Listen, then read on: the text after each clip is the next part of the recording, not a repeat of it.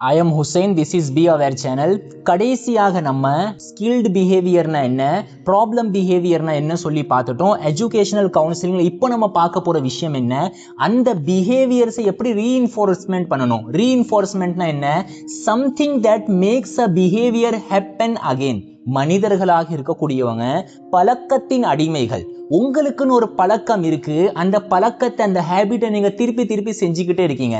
அந்த ஹேபிட் எப்படி உண்டாகுதுன்னா, ஒரு விஷயத்தை நீங்க செய்வீங்க பாருங்க, அந்த ஒரு விஷயத்தை நீங்க செஞ்சதுக்கு அப்புறம் உங்களுக்கு பிளஷர் கிடைக்கும், ஒரு சந்தோஷம் கிடைக்கும், அதனால திருப்பி அந்த விஷயத்தை நீங்க செய்வீங்க. இப்படி திருப்பி திருப்பி நீங்க செய்வதின் காரணமா அது உங்களுடைய பழக்கம் ஆயிடுச்சு. இந்த ரீஇன்ஃபோர்ஸ்மெண்ட்ல நீங்க என்ன பண்ண போறீங்கன்னா, ஒரு விஷயத்தை நீங்க செய்ய போறீங்க, அதனால அந்த குழந்தை எந்த விஷயத்தை நல்ல முறையில செஞ்சிருக்கோ அதே விஷயத்தை திருப்பி திருப்பி செய்ய தொடங்கும். அவ்வளவுதான் இந்த ரீஇன்ஃபோர்ஸ்மெண்ட். ரீஇன்ஃபோர்ஸ்மெண்ட் என்றால் ஒரு குழந்தைக்கு ஒரு நல்ல விஷயத்தை பழக்கமாக்குறது. ஷார்ட்டா சொல்ல போனா இந்த ரீஇன்ஃபோர்ஸ்மெண்ட் இருக்கா, மொத்தம் 4 வகையா இருக்கு. the 4 types of reinforcement. அதுல முதலாவது என்னன்னா நேச்சுரல் ரீஇன்ஃபோர்ஸ்மெண்ட்.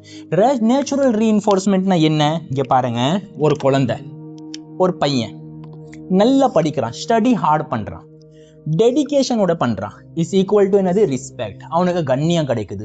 யாருமே அவன்கிட்ட சொல்லலை நீ இந்த விஷயத்தை செய்யணும், நல்ல முறையில் படிக்கணும், யாருமே சொல்லலை.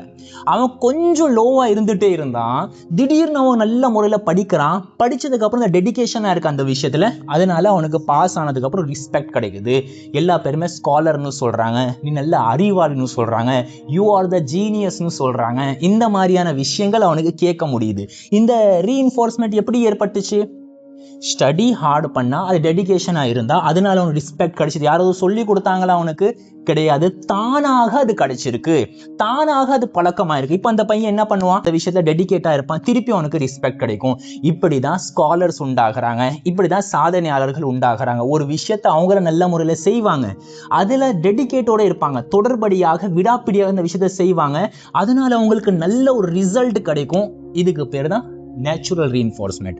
அடுத்த token reinforcement. Smile face, stickers, circle. ஏதோ ஒரு சின்ன விஷயங்க, அதுக்கு சுயமா எந்த ஒரு வேல்யூ இருக்காது, ஆனா அதுக்கான வேல்யூ ஒரு குழந்தை இடத்துல இருக்கும். உதாரணத்துக்கு ஒரு பேப்பர் இருக்கு, அந்த பேப்பர்ல ஸ்மைல் ஃபேஸ் நீங்க உங்க கையாலேயே போடுறீங்க வச்சுப்போம், ஸ்மைல் ஃபேஸ் நீங்க போடுறீங்க வச்சுப்போம், இதுக்கு ஏதாவது ஒரு வேல்யூ இருக்கா, இதுல ஏதாவது ஒரு விஷயம் இருக்கா கேட்டா கிடையாது. ஆனால் அந்த குழந்தைக்கு அதுல ஒரு பாராட்டு இருக்குங்க. ஸ்மைலி ஃபேஸோடைய ஸ்டிக்கர் நீங்க 100 வாங்கினீங்கன்னா பிளிப்கார்ட்ல 500 ரூபா தான் வரும், ஒண்ணுக்கு 5 ரூபா. ஆனா நீங்க அந்த குழந்தைக்கு திருப்பி திருப்பி திருப்பி கொடுக்கும்போது அந்த குழந்தைக்கு அவ்வளவு சந்தோஷமா இருக்கும். அது ஸ்டிக்கர் கொடுங்க, அதுக்கு ஸ்மைல் ஃபேஸ் ஸ்டிக்கர்ஸ் கொடுக்குறது, ஏதாவது ஸ்டிக்கர்ஸ் கொடுத்துருங்க. ஸ்டிக்கர் வச்சு ஒன்றும் பண்ண முடியாது, எந்த ஒரு பெனிஃபிட் கிடையாது, அதுல சுவையும் கிடையாது, அதுல ஒரு என்ஜாய்மெண்ட்டும் கிடையாது. ஆனா ஒரு குழந்தை ஒரு விஷயத்தை நல்ல முறையில செஞ்ச உடனே, ஹோம்ஒர்க் முடிச்சிருச்சு என்றால், அந்த நாளோட ஏதாவது ஒரு டாஸ்கை நல்ல முறையில முடிச்சிருச்சுன்னா ஒரு டோக்கன் கொடுங்க, ஒரு ஸ்டிக்கர் கொடுங்க, ஒரு சர்க்கிள் கொடுங்க. ஒரு பேப்பர் இருக்கா, பேப்பர் அப்படியே வட்டமாக வெட்டி அதை நீங்க ஒரு குழந்தைக்கு கொடுங்க, அந்த குழந்தை திருப்பியும் அதை நல்ல விஷயத்தை செய்யும், அந்த நல்ல விஷயம் திருப்பியும் செய்யும். இதுக்கு பேர் டோக்கன் ரீஇன்ஃபோர்ஸ்மெண்ட். அதே மாதிரி சோஷியல் ரீஇன்ஃபோர்ஸ்மெண்ட் இருக்கு. சோஷியல் ரீஇன்ஃபோர்ஸ்மெண்ட்னா என்னன்னா பாருங்க, அப்ரூவல்ஸ் ஆஃப் சீனியர்ஸ். இந்த குழந்தைக்கு மேலே இருக்கிற சீனியர்ஸ் இருப்பாங்க பாத்தீங்களா, டீச்சர்ஸா இருக்கட்டும், இல்லைன்னா ஃபேமிலி மெம்பர்ஸா இருக்கட்டும், பேரண்ட்ஸா இருக்கட்டும், இவங்க என்ன பண்ணணும்னா அப்ரூவல் செய்யும். உதாரணத்துக்கு குட் ஜாப்னு சொல்றது, இல்லை எக்ஸலண்ட் ஒர்க்னு சொல்றது, குட் ஜாப், எக்ஸலண்ட் ஒர்க், இந்த மாதிரியான வார்த்தைகளை இந்த மேலே இருக்கக்கூடியவர்கள் பயன்படுத்தும் பொழுது அந்த குழந்தைக்கு ஒரு மோட்டிவேஷன் கிடைக்கும், திருப்பியும் நான் இந்த விஷயத்தை செய்ய வேண்டும் என்கிற ஆசை அந்த குழந்தைக்கு உண்டாகும். இதுக்கு பேர் தான் சோஷியல் ரீஇன்ஃபோர்ஸ்மெண்ட். அதாவது சுத்தி இருக்கிறவங்க, பேரண்ட்ஸாக இருக்கட்டும், டீச்சராக இருக்கட்டும், குறிப்பாக மேல் இடத்துல இருக்கிறவங்க அந்த குழந்தைக்கு ஒரு அப்ரூவலை கொடுப்பது. அடுத்தது டேங்கிபிள்னா என்ன, எதுக்குன்னு ஒரு சுய மதிப்பு இருக்கோ அந்த பொருளை கொடுத்துடுறது. உதாரணத்துக்கு கேண்டியா இருக்கட்டும், கேண்டி, சாக்லேட், டாய் கொடுக்கறது, அதாவது விளையாட்டு சாமானை கொடுக்கறது, இல்ல ஒரு ரூபா காயின், 2 ரூபா காயினை கொடுக்கறது. இப்படி சுய மதிப்பு இருக்கக்கூடிய ஒரு பொருள் அந்த குழந்தைக்கு கொடுத்து அந்த குழந்தையை திருப்பியும் அந்த விஷயத்தை செய்வதற்கு ஊக்கப்படுத்துறது. உங்களுடைய குழந்தை கரெக்டான நேரத்துல, உங்களோட புள்ள கரெக்டான நேரத்துல 8 மணிக்குள்ள ஹோம்ஒர்க் முடிச்சிருச்சு, கரெக்டான நேரத்துல டியூஷன் போயிருச்சு, கரெக்டான நேரத்துல ஸ்கூலுக்கு ரெடி ஆயிடுச்சுன்னா நீங்க என்ன பண்ணுங்க, ஒண்ணும் வேண்டாம், ஒரே ஒரு முட்டாயை மட்டும் கொடுங்க, அதுக்கு மதிப்பு 1 ரூபா இருந்தாலே போதும். ஆனா அந்த கேண்டி அந்த குழந்தைக்கு கிடைச்ச உடனே நான் ஒரு நல்ல விஷயத்தை செஞ்சிருக்க சொல்லி அந்த குழந்தைக்கு ஃபீல் ஆகும். திருப்பி அந்த விஷயத்தை செய்யும் இப்படி செய்ய அந்த பிஹேவியர் அகைன் அண்ட் அகைன் நடக்கும் பொழுது அது ஹேபிட்டாக மாறிடும். இந்த 4 வகையான ரீஇன்ஃபோர்ஸ்மெண்ட்ஸ் இருக்கு. அடுத்தது எப்படி பாசிட்டிவ் ரீஇன்ஃபோர்ஸ்மெண்ட் இருக்கோ அதே மாதிரி நெகட்டிவ் ரீஇன்ஃபோர்ஸ்மெண்ட்டும் இருக்கு. நெகட்டிவ் ரீஇன்ஃபோர்ஸ்மெண்ட்னா என்னது? Removing something unpleasant to increase a behaviour.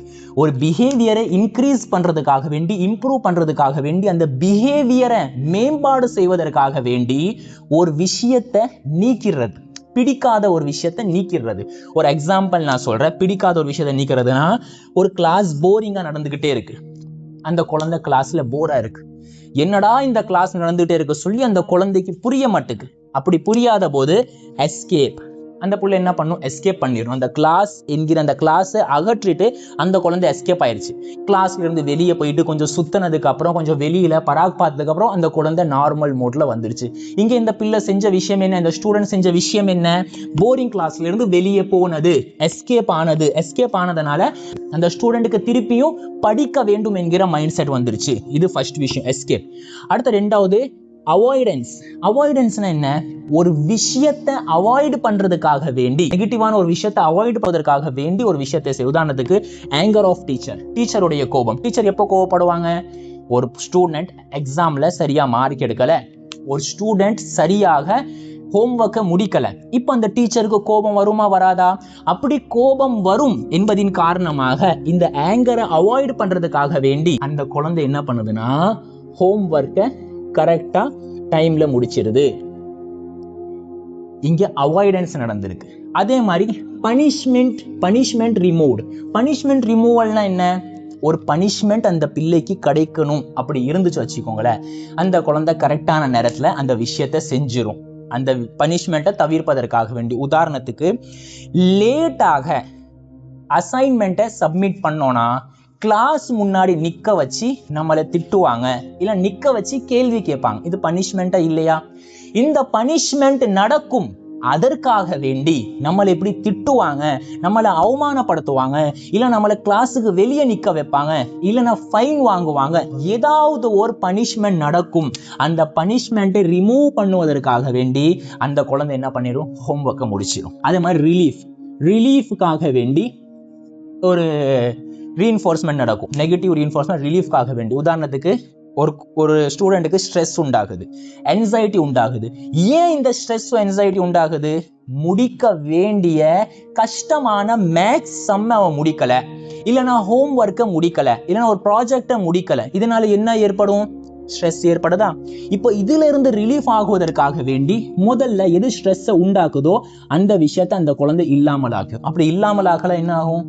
இல்லாமல் ஆகினதுக்கு அப்புறம் ஒரு ரிலீஃப் ஏற்படும், ஒரு என்சைட்டி குறையும். இப்படி குறைஞ்சிருச்சா திருப்பியும் அந்த குழந்தை அந்த விஷயத்தை செய்யும். திருப்பியும் ஹோம்ஒர்க்கை கரெக்டா கம்ப்ளீட் பண்ணும், கரெக்டா அந்த ப்ராஜெக்டை முடிச்சிடும், கரெக்டா எக்ஸாம்காக வேண்டி படிச்சிடும், கரெக்டாக கஷ்டமான மேக்ஸோடைய சம் அது கிளியர் பண்ணிடும். இந்த 2 வகையான ரீஇன்ஃபோர்ஸ்மெண்ட்டை நம்முடைய பிள்ளைகள்கிட்ட நம்ம அப்ளை பண்ணோம்னா அவங்களுடைய நல்ல பிஹேவியருக்கு இது ஒரு உந்துதலாக இருக்கும்.